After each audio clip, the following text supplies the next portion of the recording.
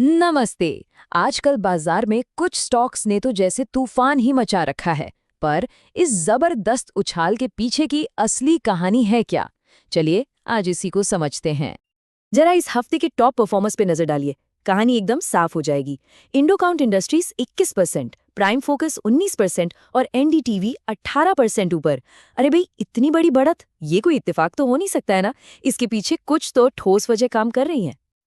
तो सवाल यही उठता है कि आखिर बाजार में इन बड़ी बड़ी हलचलों की असली वजह है क्या।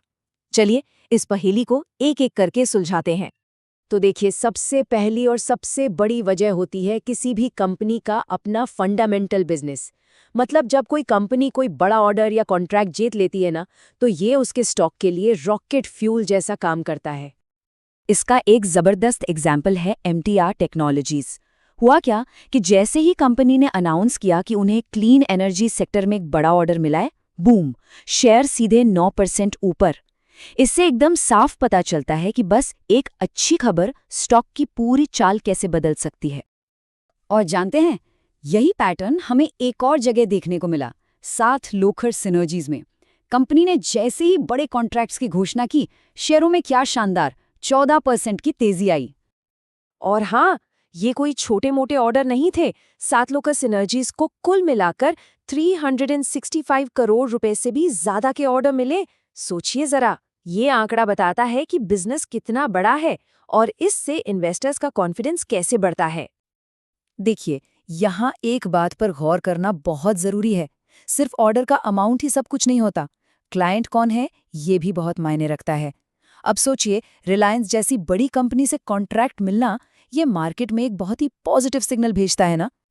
तो ठीक है, पहली वजह तो समझ आ गई, कंपनी को मिले बड़े ऑर्डर्स। अब चलते हैं दूसरे बड़े कारण की तरफ। वो ये कि जब बड़े और जाने माने इन्वेस्टर्स किसी कंपनी में पैसा लगाते हैं ना, तो ये मार्केट के लिए एक बहुत पावरफुल सिग्नल होता है। इसका सबसे ताज़ा उदाहरण है प्राइम फोकस।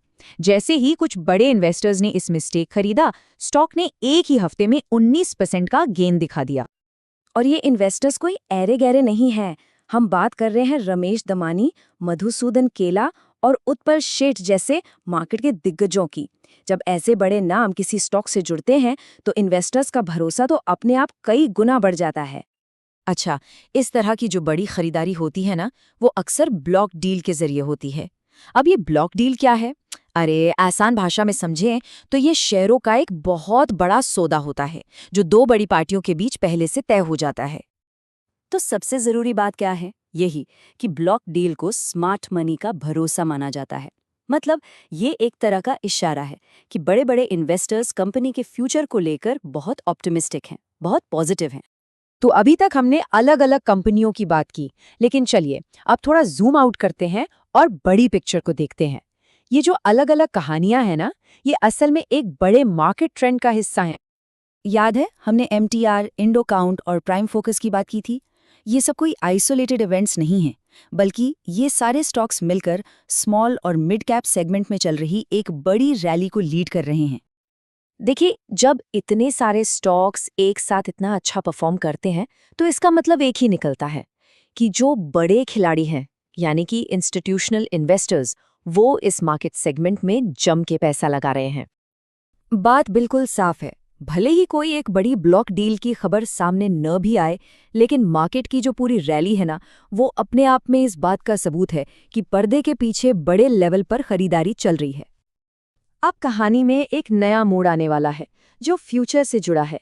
जिन बड़े सौदों यानी ब्लॉक डील्स की हम बात कर रहे हैं, उनको लेकर नियम जल्द ही बदलने वाले हैं।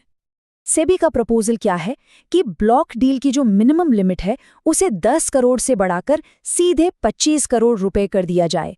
ये एक बहुत ही बड़ा बदलाव है। अब इस बदलाव का मतलब क्या होगा? पहला तो ये कि फ्यूचर में होने वाली ब्लॉक डील्स और भी बड़ी और ज्यादा इम्पैक्टफुल होंगी। दूसरा, इससे स्टॉक की वॉलेटिलिटी मतलब उतार चढ़ाव पर भी असर पड़ सकता है। और इतना ही नहीं, ट्रेडिंग आवर्स और प्राइस बैंड जैसे नियमों की भी समीक्षा हो रही है।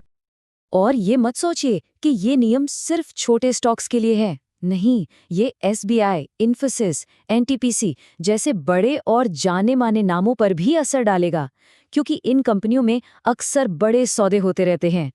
तो आखिर में एक सोचने वाला सवाल छोड़ जाते हैं कि जब बड़े सौदों के नियम खुद ही और बड़े हो जाएंगे, तो इससे मार्केट में इन्वेस्टर्स को मिलने वाले सिग्नल्स में क्या और कैसे बदलाव आएगा।